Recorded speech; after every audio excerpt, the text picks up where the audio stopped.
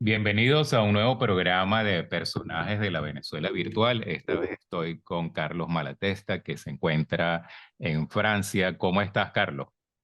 Muy bien, bienvenidos. Hola a todos, hola a todas, ¿cómo están? Encantado de estar aquí.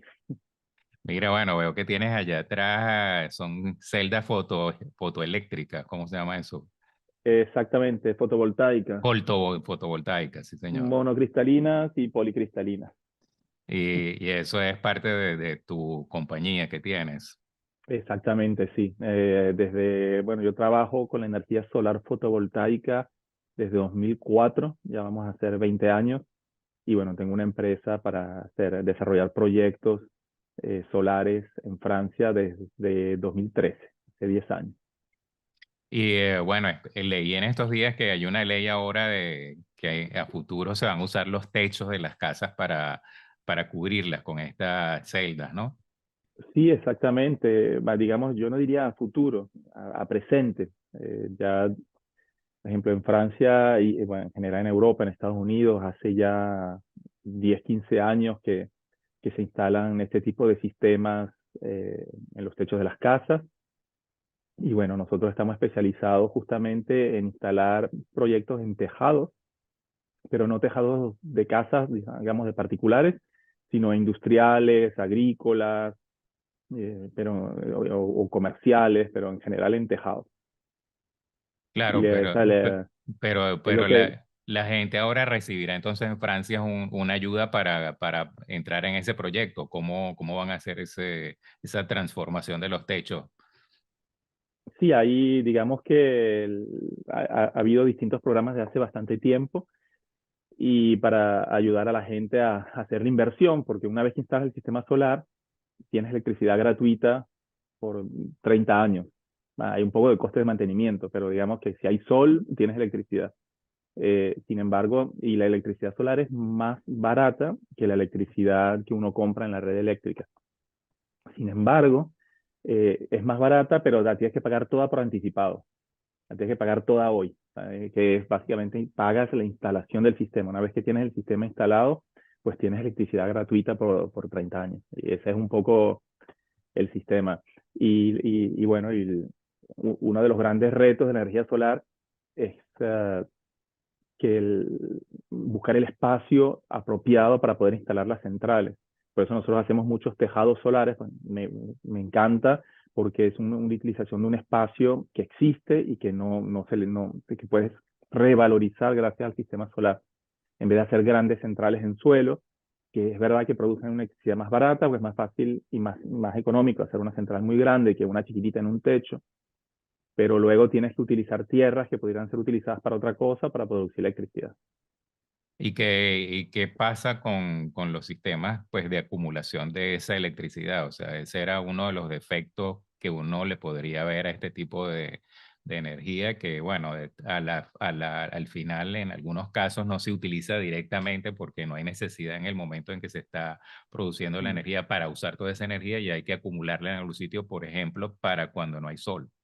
Entonces, ¿qué pasa Exacto. con esa parte? ¿No es contaminante? Mira, hoy en día la gran mayoría de sistemas solares no tienen almacenamiento de energía, no tienen baterías. Entonces, ¿cómo almacenas la energía? La energía que o sea, básicamente lo dimensionas para que la mayoría de la electricidad sea utilizada en tu casa o en la industria o en el sitio donde está producida, y el exceso lo inyectas a la red eléctrica y es consumido pues por tus vecinos y la gente que está alrededor. Y es verdad que una vez que nosotros, que económicamente un sistema con paneles solares más batería sea más económico que la red eléctrica, en ese momento se acabó ya, o sea, la transformación va a ser total, porque todo el mundo va a utilizar energía solar más baterías. Por el momento económicamente no es el caso y está efectivamente el tema ecológico de las baterías, ¿no? Cuál es la duración de vida de una batería, si ahora todo el mundo tiene baterías en casa y grandes, digamos, lotes de baterías, porque no son las de carro chiquititas, sino que necesitas mucho más. ¿Qué pasa con el riesgo medioambiental de esas baterías? Entonces, bueno, hay distintos tipos de baterías que son más o menos fácil de reciclar y hay muchísima investigación que se está haciendo en ese aspecto, ¿no? De cómo logro almacenar la energía con a un precio competitivo y sin tener un impacto medioambiental negativo. Ese es el reto. Y bueno, yo he conocido gente que tiene el sistema, pero luego entonces se han dado cuenta que las baterías tampoco duran esos 30 años, sino que hay que renovarlas. Entonces, bueno, eso es un costo que le sale la renovación de las baterías y ellos no contaban con que eso, tú necesitas un presupuesto para eso, para mantener el banco de baterías a lo largo de esos 30 años, ¿no? Exactamente, y la verdad es que si ellos se encontraron sorprendidos por ese hecho, me parece que hubo algún vendedor, digamos, no muy serio u honrado, que les dijo que les vendió un sistema solar como, esto tienes por 30 años. No, la duración de las baterías, si todas las condiciones son correctas, es de 10 años, quizás un poco más, quizás un poco menos, pero más o menos se estima siempre que es 10 años. Entonces, si tienes un sistema que los módulos te van a durar 30 años, pues sabes que vas a tener que cambiar 2 veces las baterías. Y eso tienes que incluirlo en tu cálculo de coste, de cuánto te cuesta realmente la electricidad cuando tengo el coste del sistema, la renovación de baterías y también de la electrónica, porque sabes que los paneles solares producen electricidad continua. Entonces, yo la tengo que transformar en alterna para poder utilizar en las aplicaciones estándares que uno tiene. Entonces tienes un inversor de corriente que transforma continua en alterna y eso también tiene una duración de vida de 10 años. Entonces eso entra en tu plan de negocio a 30 años, todo está reemplazo. Y bueno, Pero bueno, yo creo en todo eso y pienso que, bueno, que eso es de las cosas que hay en muchos lugares donde no hay necesariamente otro tipo de energía y hay otras formas alternas también de producir energía, digamos, renovable. O sea, no es la única, pero entonces una combinación como plan país o como plan comunidad sería excelente, ¿no? O sea, de que tuvieras o sea, te complementases con esas cosas. Mira, bueno, y ese sueño de tener las ventanas con las celdas fotovoltaicas y que no se ve y que todavía puedas ver hacia afuera, eso existe.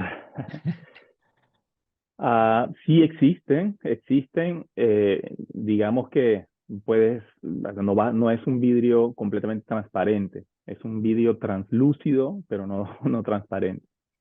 Pero bueno, son sistemas que, digamos que la rentabilidad de esos sistemas es aún más baja, porque de algún modo la producción de electricidad es proporcional a la cantidad de sol que impacta en el panel. Y entonces, si yo tengo los paneles verticales, el sol no viene horizontal, sino que viene desde arriba y entonces tiene como que rebota en el vidrio. Entonces hay menos luz del sol que se transforma en electricidad. Entonces, digamos que los paneles verticales no son los que producen más electricidad con la misma cantidad de luz solar. Sin embargo, horizontales o inclinados, puedes producir muchísimo más. Luego también las ventanas no son todas del mismo tamaño, entonces es un poco más difícil estandarizar ese tipo de productos y bueno, eso hace que el coste sea un poquito más alto.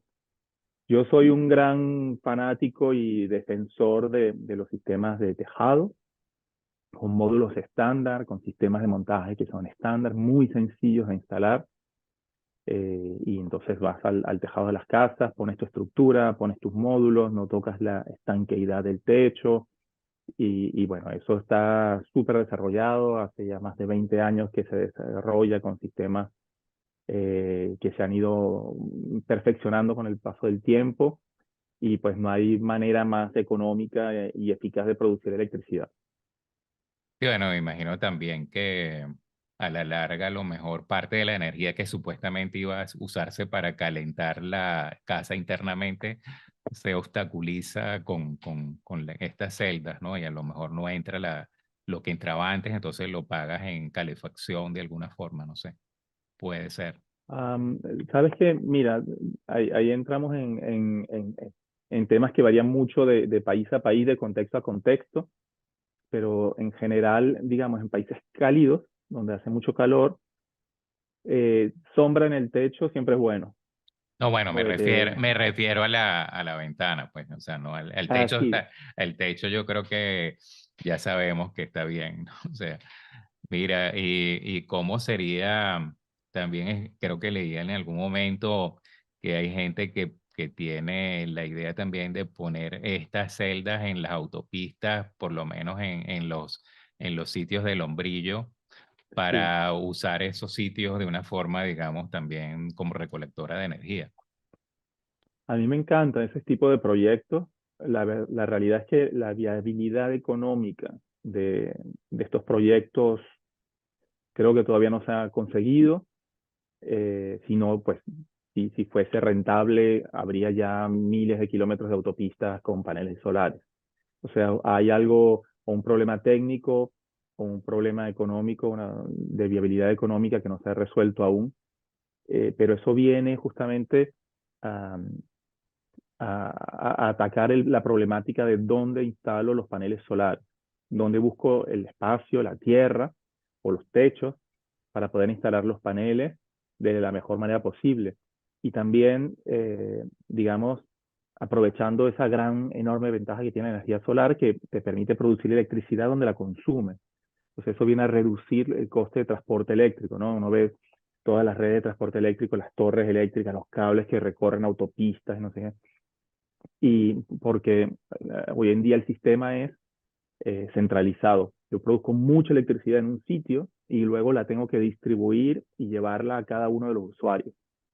Entonces, los paneles solares permiten de producir energía de manera descentralizada. Entonces, reduzco muchísimo mi sistema de transporte de electricidad. Sin embargo, necesito otros sistemas más inteligentes que van a ser como el equilibraje van a reequilibrar la red eléctrica, porque estoy produciendo pequeñas cantidades en distintos sitios y con mucha intermitencia, ¿no? Y de repente pasa una nube, los sistemas que están a la sombra van a bajar, van a reducir su producción quizás del 80-90%. Y cuando la nube pasa, vuelven a subir. Entonces todo esto viene a traer como ruido a la red eléctrica que tiene que ser muy estable para que todos los aparatos eléctricos funcionen siempre con 120, 110 o 220 voltios y las frecuencias específicas. Mira, bueno, Pero si funciona esto, si funciona lo de las autopistas, tenemos, eh, con la red de autopistas que existe hoy en día en el mundo, podemos dar electricidad a todo el mundo simplemente con paneles solares. claro, bueno, una alternativa sería techar parte de las autopistas, ¿no? Con estos paneles, hacer túneles, digamos, para capturar energía cerca donde hayan poblaciones, porque las autopistas, Sí, pues, son las vías que conectan grandes urbes o pueblitos o cosas así. Entonces, a lo mejor, no necesariamente toda la autopista, pero ahí tienes el terreno ya, digamos, reutilizable para hacer esto. Ahora habría que ver cómo es la infraestructura de la autopista versus ponerle estos aparatajes encima, ¿no? O sea, exactamente. Sí. Siempre volvemos al tema de viabilidad económica, técnica y económica. Pero es buena sí. idea, me la voy a guardar tu idea de techar las autopistas. Bueno, yo veo aquí en Austria, yo vivo en Austria, en Viena, había una autopista de estas que pasan paralela a uno de los canales del Danubio. Y tú sabes que las autopistas pues tienen por lo general unos, digamos, cuatro o cinco canales de un lado, cuatro o cinco canales de otro, es decir, que es una gran cantidad de terreno. Y esta autopista, con respecto al nivel del canal, estaba más baja. Entonces lo que hicieron es que como que le hicieron una plataforma de unos cuantos kilómetros y sobre esa plataforma hicieron viviendas, edificios que entonces van a dar al Danubio, al canal. O sea, es un sitio bellísimo por arriba. Es un sitio que uno no se imagina que debajo hay una autopista y la ciudad ganó bastante, pues tuvo el que hizo eso, pues es un túnel que tú pues lo pasas de 2 o 3, 4 kilómetros y se te olvida que lo pasaste y no te importa, pero arriba ganaste muchísimo, o sea, Exactamente, tienes la arteria vial y un desarrollo de infraestructura de ciudad complementario. Sí, mira, bueno, como ves, caímos de una vez en un tema debido a que tenía eso allá atrás y no nos hemos enterado mucho de eso. ¿Tú estudiaste qué tipo de ingeniería? Ingeniería mecánica, estudié en la Universidad Central de Venezuela. Ah, ok, y entonces, bueno, esto tiene cierta lógica de alguna forma en la parte, digamos, técnica, tu educación técnica, y te abrió los ojos hacia estos caminos de las energías renovables, pongámoslo así, ¿no? Pues, se puede decir que sí, porque solamente en los 5 años de estudios tuve una hora de clase donde se habló de energía renovable, pero esa hora a mí me cautivó. Me acuerdo, fue un profesor dándonos una clase de ingeniería eléctrica 1 o de ingeniería eléctrica 2. Y dijo, bueno, vamos a hablar un poco ahora de energías renovables, y entonces nos habló de los paneles solares, las centrales eólicas, la geotermia, y yo me quedé como, puedes generar electricidad con el viento, súper interesante, y me guardé eso, y luego más tarde yo trabajaba en Mitsubishi Corp, que es, digamos, una casa comercial, un trading house del grupo de empresas Mitsubishi que en Venezuela desarrollaba proyectos, grandes proyectos alrededor del petróleo y la petroquímica. Y me acuerdo una vez en un seminario que participé, que fue organizado por PDVSA hace 25 años, ¿no? Algo así. Y, y hablaron de hacer una central geotérmica y poner paneles solares como una innovación, ¿no? Y eso a mí me atrapó otra vez, y bueno, de alguna manera en un país en el que el petróleo y la industria alrededor del petróleo es como era lo central, yo me empecé como, sentía como una curiosidad enorme y una pasión por este tipo de energía. Y bueno, terminé yéndome a Europa a estudiar energías renovables.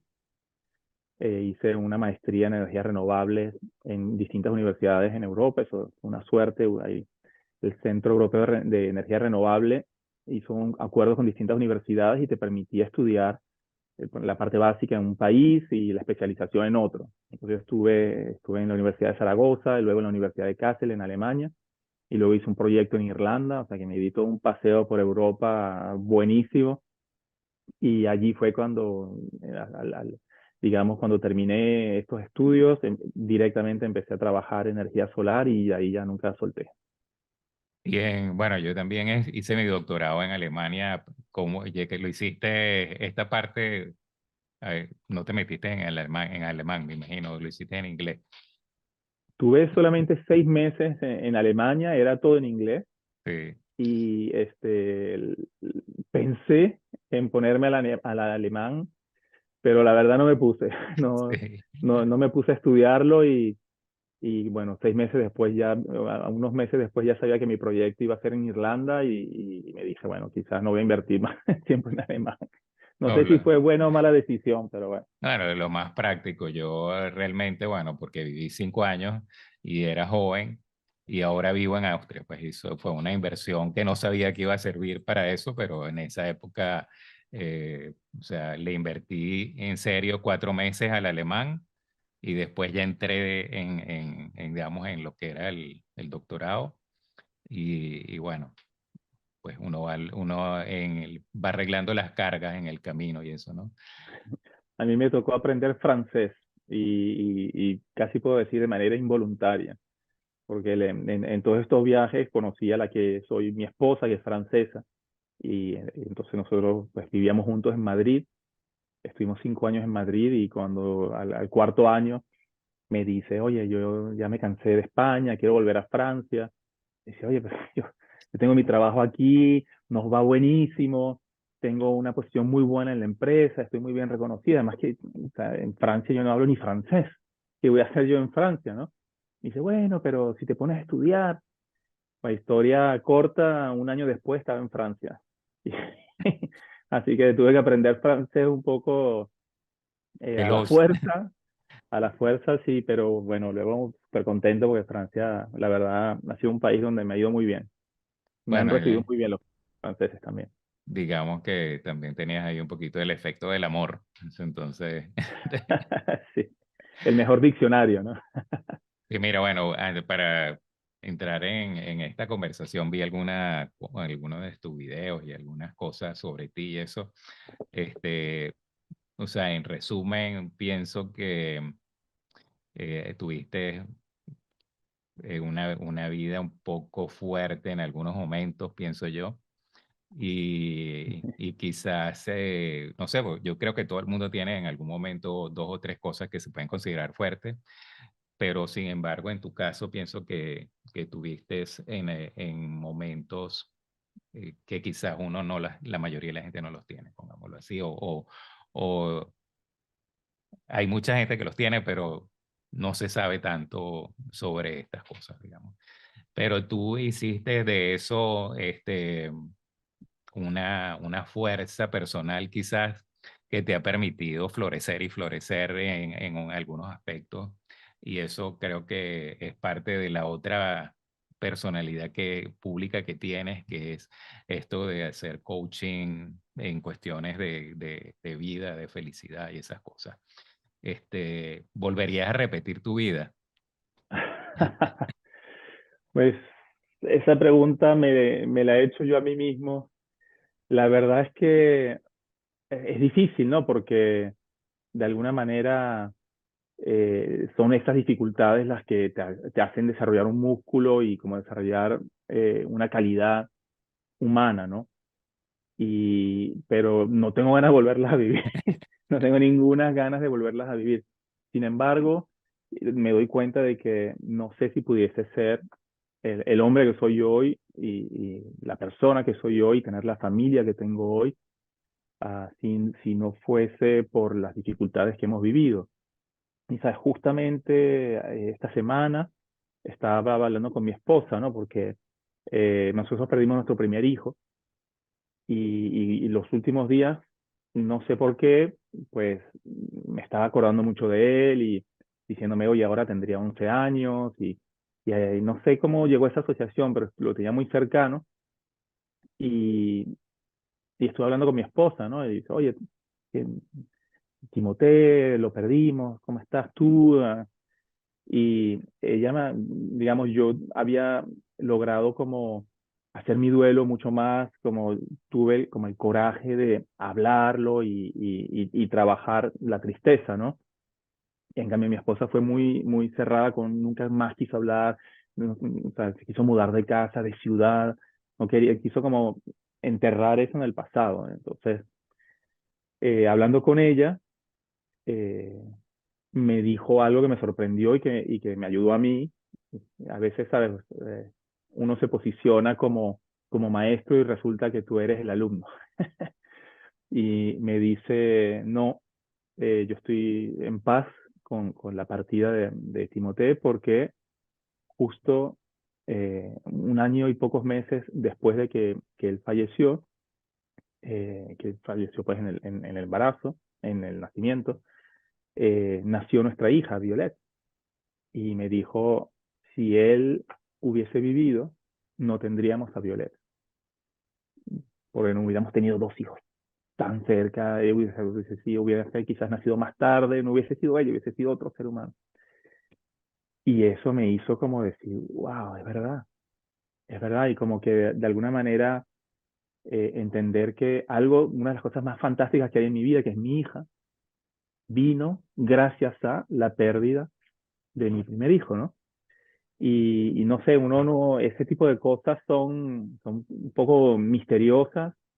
Uno no sabe exactamente cómo funciona todo lo que sí sé y la certitud que yo tengo interna, la certeza es que cada una de las cosas que suceden en tu vida están diseñadas específicamente para ti, para ayudarte a avanzar en tu proceso de vida y a lograr tu misión de vida. Y sin la totalidad de esos retos y dificultades que recibes, sería imposible llegar a ser lo que tú eres capaz de ser. Bueno, yo estoy totalmente de acuerdo contigo. Por ejemplo, mis padres que se casaron tarde para la época son gente que nacieron en 1921, en esta época, 25, 21, se casaron de 30 y pico, ¿no? Y entonces, a pesar de eso, tuvieron 6 hijos que vivieron y 9 embarazos. Entonces yo he pensado siempre que si se hubieran dado los esos que se perdieron, no fuéramos los 6 hijos que somos hoy en día, que nos encantamos, y porque hubiera sucedido eso que tú dices, pues no iban a tener hijos teniendo un bebé y cosas así, ¿no? Entonces, bueno, lo que sucede es así y sin embargo, pues si hubo alguna de esas pérdidas que le pegaron, o sea, la primera vez que yo vi a mi padre llorar fue en una de esas pérdidas Mm, que realmente el niño nació de 8 meses y entonces pues tuvo todo el tiempo de incubadora y todas esas cosas, pero al final pues murió. Y mm, entonces, bueno, esa fue una de las primeros casos de muerte cercana que yo tuve en mi vida y siempre lo recuerdo así, esa imagen de mi padre joven en esa época, pongámosle 40 años llorando y cosas así, ¿no? mm. Entonces, bueno, eso es de esas experiencias de vida. Mira, bueno, y eres el anti de lo que fue tu padre, algo así, o tienes relación con tu padre hoy en día, porque también en lo que uno escucha, de lo que tú cuentas, pues, de que tuviste realmente un padre mujeriego y que se fue y cosas de estas, que tenía otros intereses, era a lo mejor un venezolano, como hay muchos venezolanos que son así, que son pájaro loco. No sé, tienes relación hoy en día, Sí, sí, tengo relación con mi padre. La verdad es que, bueno, siempre, ¿sabe? Las monedas tienen siempre dos caras. No importa lo finas o gruesas que sean, siempre tienen dos caras, ¿no?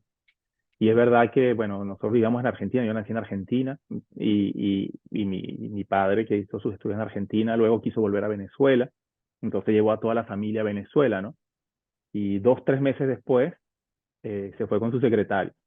El típico caso así cliché y luego, bueno, tuvo problemas de alcoholismo y digamos que nuestra estabilidad se destruyó y pasamos unos momentos bastante complicados, económicamente muy, muy duros, porque mi padre, pues, digamos, estaba fuera de juego, por decirlo de alguna manera, y mi madre, que era profesora en la Universidad de Buenos Aires, no podía ejercer, pues su título en Venezuela no era válido.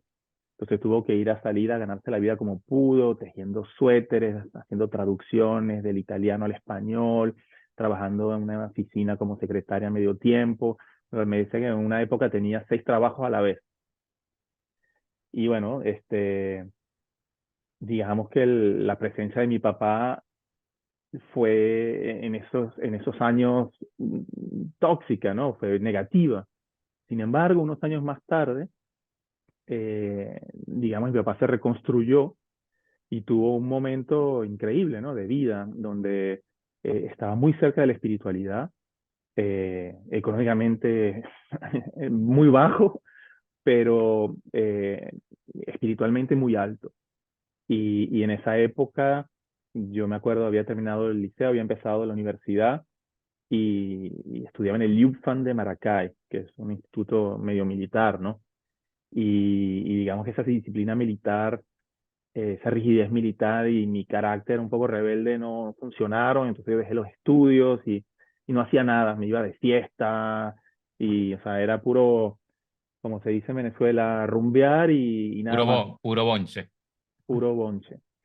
Y mi madre en un momento se hartó y me dijo, pues, te vas de la casa y me mandó a vivir con mi papá. Y esos meses que yo viví con él como más o menos un año en Valencia, Venezuela. Y eh, teníamos muy poco y nos levantábamos por la mañana, meditábamos, tenía un montón de libros, una biblioteca, ¿sabes? De libros usados y me decía, léete esto, Carlos, léete aquello. Y entonces yo empecé a leer libros como Los vagabundos del Dharma, ¿no? De Jack Kerouac, que era como este personaje fiestero que luego se iba a la montaña y meditaba en la cima de la montaña. Y entonces esa mezcla entre la vida, la juventud y la espiritualidad. Entonces eso despertó en mí una pasión por la lectura, una pasión por la espiritualidad. Y también más adelante en mi vida fue mi padre que despertó en mí la pasión por ser empresario, por las inversiones, los negocios. Mi madre es, búscate un buen trabajo y quédate en tu trabajo y apenas puedas comprarte una casa. Y eso es como su estrategia financiera de la vida, ¿no? Y mi papá decía, no, hay que hacer empresas, hay que invertir, hay que comprender. Y bueno, yo desarrollé pues esa pasión gracias a mi padre y de alguna manera tengo muchísimo que agradecerle de mi camino espiritual y también de mi camino profesional como empresario e inversionista. Así Bueno, que hay que conseguir, hay que escuchar las historias en los próximos capítulos. Me encanta haber escuchado esto que has dicho porque realmente pues eres padre, eres mucho también padre, eres mucho como tu padre, no eres que te distanciaste o algo así, sino hay de los dos seguramente es una muestra de que tienes también esta estoicismo de tu madre de luchar y todas estas cosas, pero también tienes esa forma de ver la vida un poco más allá de lo concreto y eso lo tienes de tu padre. Qué bueno escuchar eso, que al final como que todo es un rompecabezas, ¿no? O sea, sí, y imagínate, mi padre hace unos 10 años, él era siempre un poco como montaña rusa, ¿no? Tenía momentos de vida altísimos, le empezaba a ir muy bien y entonces decía, yo soy el mejor y se ponía un poco arrogante y déspota y empezaba, digamos, sus cosas se empezaban a torcer y luego empezaba a tomar más riesgos y bueno, terminaba, y era montaña rusa. Y en una de sus últimas partes bajas decidió salirse de la vida y entonces se lastimó una rodilla y se quedó en cama un par de meses y perdió masa muscular y ya nunca más pudo caminar y nunca más caminó y se quedó en su cama, en su habitación. Desde hace 10 años mi papá vive en su habitación, en su cama y ya no trabajó más, ya no hizo nada, se borró de la vida, ¿no?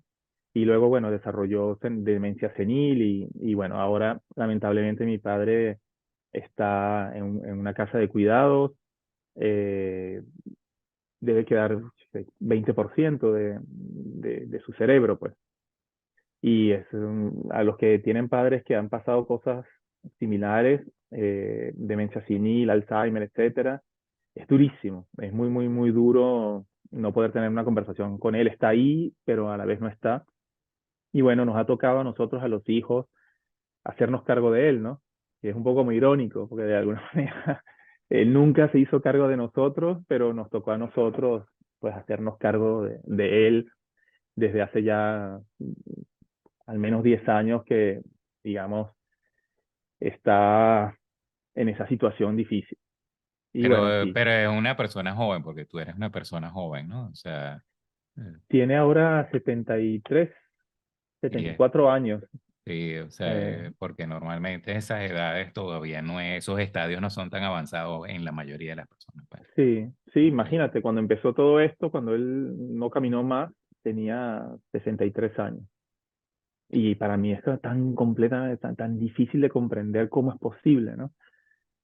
Pero bueno, Bueno, la verdad es que la vida no es un jardín de rosas, como quien dice, uno a medida que va avanzando se entera de todas estas cosas que pueden existir, combinaciones, etcétera, uno dice, wow, pero sin embargo, uno, pienso yo, en todas estas circunstancias, puede tener el paralelismo de decir, pero aún así soy feliz a pesar de esto. O sea, se puede separar estas cosas que llevan que no las puedes dominar, pues, que no las puedes controlar, pero sin embargo uno puede decir, tener días felices, puedo tener estos momentos felices, puedo incluso decir, bueno, como estoy ayudando a una persona que quiero, también eso me reconforta, etcétera, ¿no?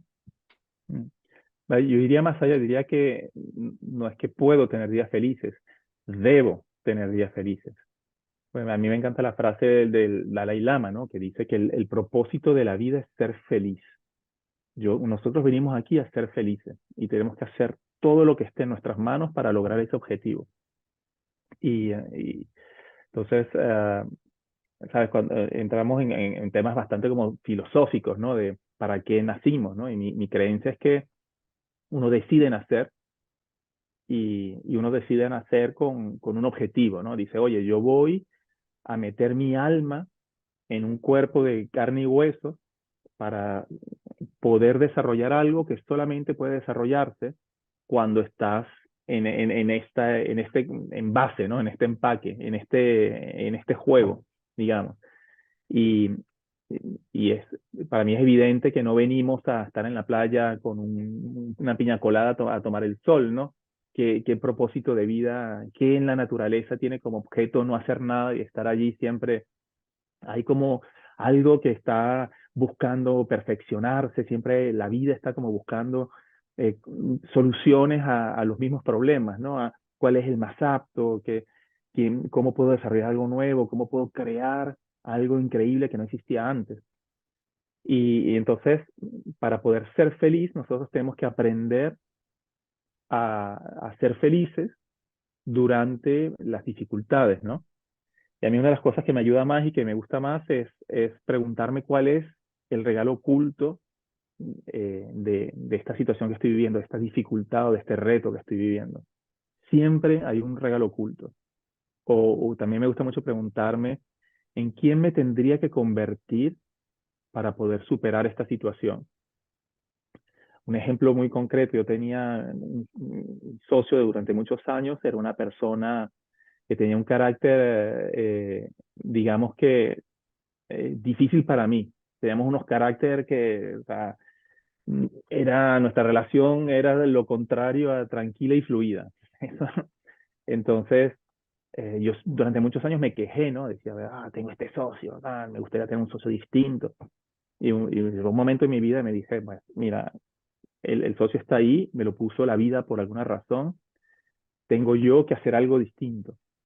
Y entonces yo desarrollé como dicen los americanos, el skill, el talento de saber gestionar personas como él. Y fue un músculo que tuve que desarrollar poco a poco, con mucho esfuerzo y trabajo. Me formé como coach y una de las razones por las cuales yo soy coach es para poder gestionar a mi socio con el que era muy difícil. Y de alguna manera, gracias a haber tenido ese socio, entre otros beneficios, pues pude desarrollar ese talento que tengo hoy de poder ser una persona que es capaz de gestionar este tipo de personalidades. Qué Bueno, regalo, ¿no? es una forma de ver también las oportunidades en personalidades difíciles o en situaciones difíciles, pues, o sea, de hacer un check and balance de, ok, esta persona tiene todas estas cosas, pero ¿qué sería yo sin esta persona también? En forma Mm, realista, porque obviamente otra de las cosas que hay también que aprender en la vida es a dejar cuando las situaciones son irreparables, relaciones tóxicas, etcétera, etcétera. No mm, hay que darse sí, contra la pared toda la vida tampoco. Pero bueno, sin duda. hay casos en que realmente vale la pena darle la vuelta, recuperar y esas cosas, así pienso yo. Mira, Mm, bueno, y entonces tienes esas herramientas y bueno, obviamente tienes libros que has escrito y parecieras que tuvieras recetas y eso, pero una vez yo soy, toda la vida me he dedicado en forma paralela a mi parte técnica al arte y he estado en conversaciones. Una vez estuve en una de estas bienales en Milán y hubo un foro en el cual se hablaba sobre si hacer arte para terapia en base al arte, si eso era transferible realmente, si eso era algo que uno podía dar una receta para que las personas hicieran a través de cómo uno mismo hacía arte, que se terapiaran. Entonces, bueno, llegamos a la conclusión de que era prácticamente imposible porque tú tienes que vivir el arte, cada quien, eso es una cuestión personal y tú no puedes transferir esa forma interna de tú llegar a un estado eh, tal en el cual produces algo o no, eso no hay una receta. Pues. Entonces, cada vez que yo escucho gente que da recetas, digo, bueno, ¿será esto transferible? ¿Será la tranquilidad transferible? ¿Será realmente que uno puede llegar a un estado de conciencia distinto en base a seguir una receta, etcétera. ¿Hasta qué punto es algo que tiene la persona que partir desde la parte, desde su interior y lograrlo según su camino? ¿Cómo es eso? Mm. Es súper interesante lo que estás planteando, ¿no? Eh, a mí lo que me pasó es que, eh, digamos que, un poco contando mi historia, eh, yo, como tuve estas dificultades en la infancia, yo no quería vivir más en la carencia, ¿no? Yo quería vivir en la abundancia. Entonces, he trabajado, he estudiado y trabajado como un desesperado, de manera quizás excesiva, porque y psicológicamente, digamos, desbocada, porque yo no quería, yo decía, todo menos volver a vivir lo que viví.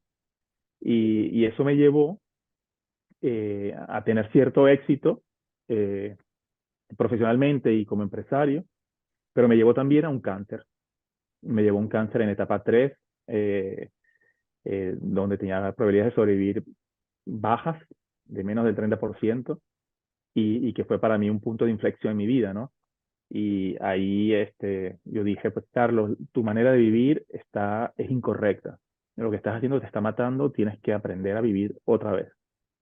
Y el Carlos de antes, siempre digo que se murió de cáncer y nació uno nuevo. Y me puse a modelar las personas que tenían la vida que yo quería para mí. ¿Sabes? Cómo son, cómo viven las personas que tienen lo que yo quiero, ¿no? La abundancia que yo quiero y la manera de, y la sonrisa que yo quisiera tener cada día. Y en ese proceso de transformación, haciendo coaching, siguiendo gente como Tony Robbins, como Wim Hof, como Master Co, entre otros, como que reconstruí mi vida y no solamente me pude sanar del cáncer, sino que me transformé en una persona feliz, inherentemente feliz, y como con toda una especie de caja de herramientas para proteger y mantener esa felicidad. No quiere decir que estoy feliz todo el tiempo y que nunca me pasa nada y que nunca estoy triste y nunca me enfado. Claro que sí.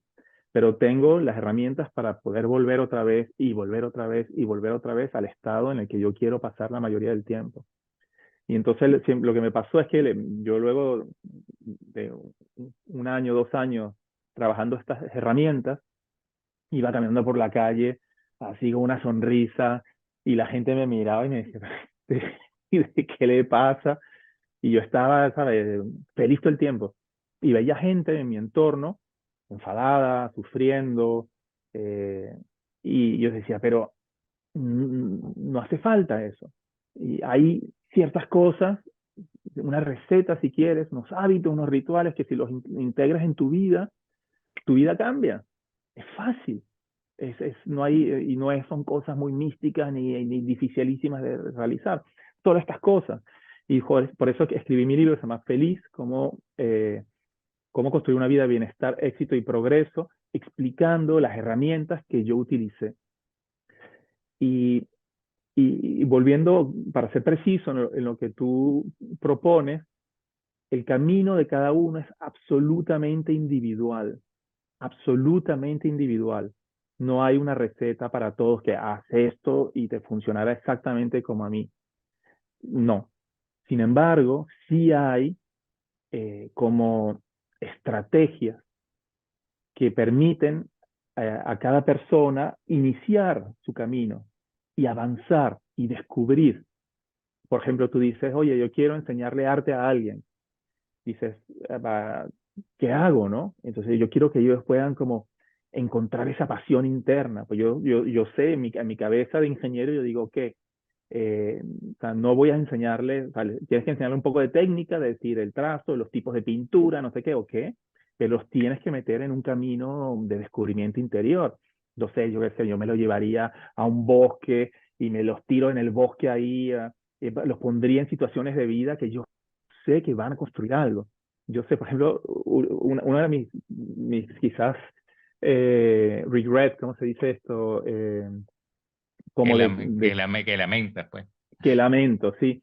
Más, yo tuve un amigo cuando era adolescente, que era una persona que ya tenía como 70 y pico de años, un amigo de la familia, que me dijo, Carlos, si tú quieres crecer como hombre, yo te propongo este reto.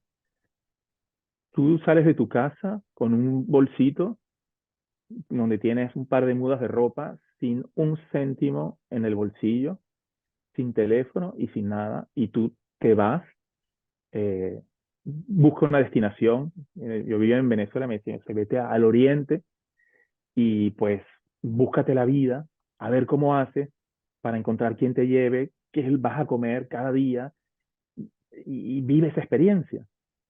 Y entonces me contó de un amigo al que le había propuesto lo mismo y se había ido y había terminado por Río Caribe y entonces, ¿sabes? Pidiendo cola y ofreciendo, ¿sabes? Trabajar al cambio de comida y que al final había encontrado trabajo, había llegado a Río Caribe, creo que era el pueblo, y entonces trabajaba como un pescador a cambio de café y comida.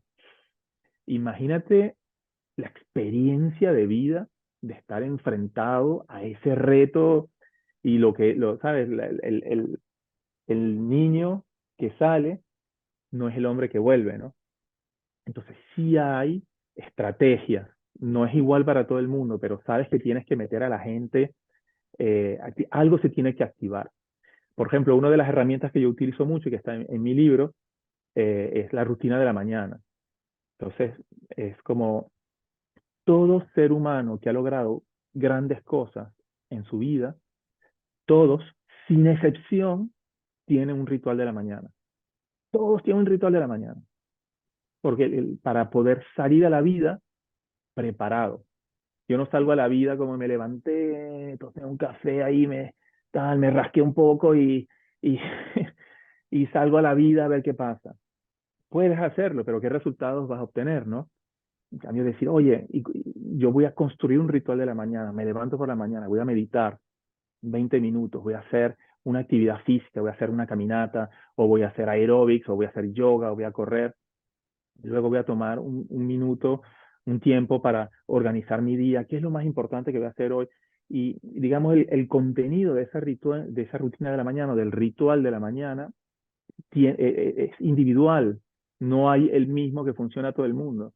Lo que sí es cierto es que no tener ningún ritual te desfavorece y O sea, construirlos.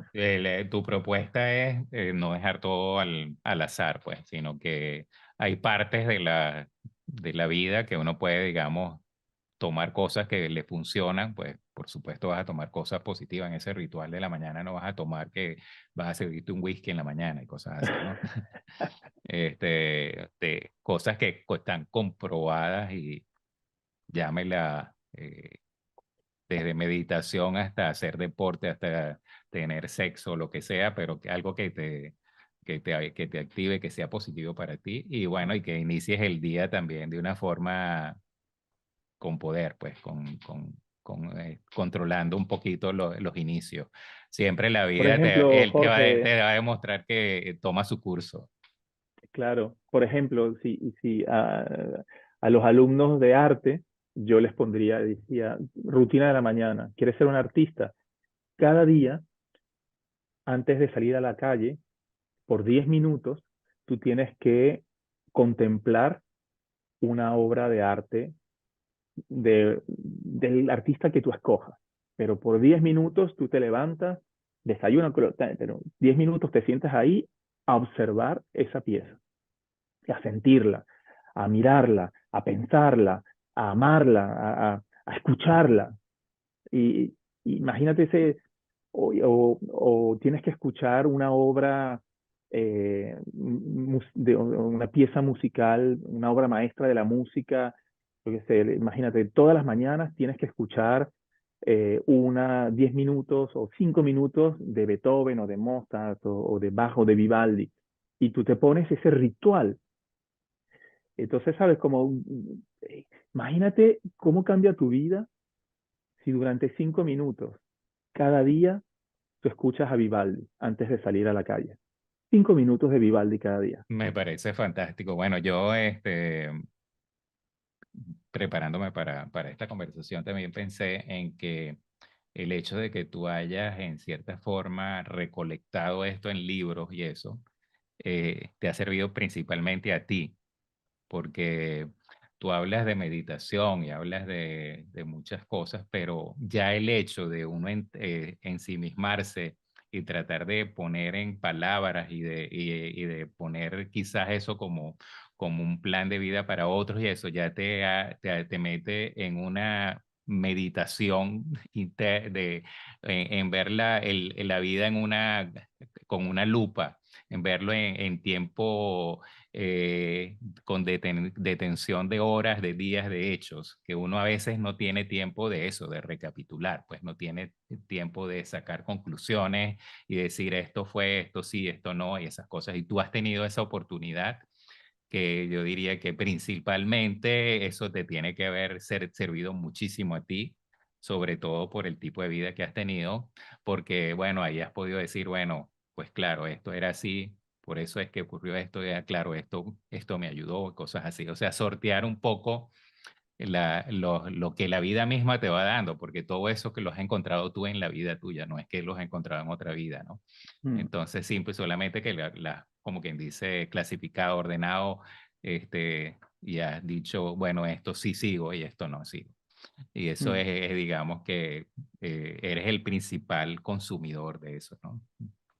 Sí, sabes que la maestría más grande se alcanza cuando enseñas a otra persona. Es increíble.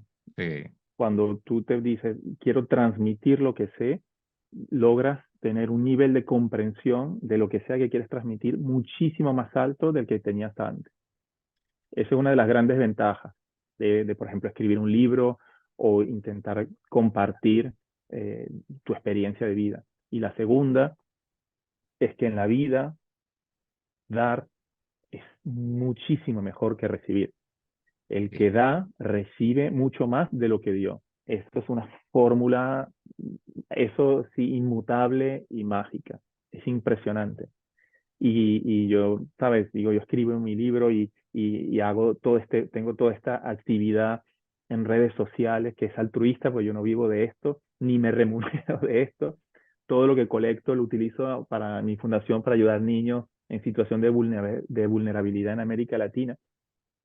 Pero cada persona que me dice, Carlos, gracias, me ayudaste, hace que mi vida sea mejor, hace que mi vida sea mejor, hace que, imagínate, ¿sabes? Te vas a dormir en la noche y dices, oye, hoy una persona me dijo, Carlos, tu experiencia de vida me inspiró. Y eso, ¿sabes?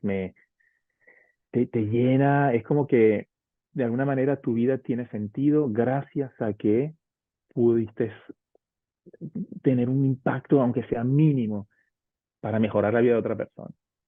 Mira, bueno, yo creo que vamos a terminar con esto porque ya vamos a tener una hora con Carlos Malatesta y me parece muy bonito como final lo que acabas de decir. Este, te deseo lo mejor para todos tus emprendimientos, todo lo que quieras hacer en tu vida, para tu vida. Y bueno, sigue siendo esa persona sencilla que uno ve a través de esta pantalla, que se ve que eres una persona sencilla. Y bueno, lo mejor para ti y abrazos desde Viena. Muchísimas gracias, Jorge, por darme la oportunidad de conversar contigo. Y bueno, si a alguna persona le interesa buscar mi libro o información sobre cómo curarse del cáncer, pueden buscarlo en carlosmalatesta.com. Y bueno, ahí hay un montón de material gratuito, descargables, eh, a su disposición. Muchas gracias, Jorge, por la oportunidad. Y Bueno, ahora te toca escuchar Vivaldi 5 minutos cada mañana. bueno, me encanta eso, o sea, es de las cosas que me encanta. Bueno, un abrazo. Un abrazo, que esté muy bien. Chao, chao.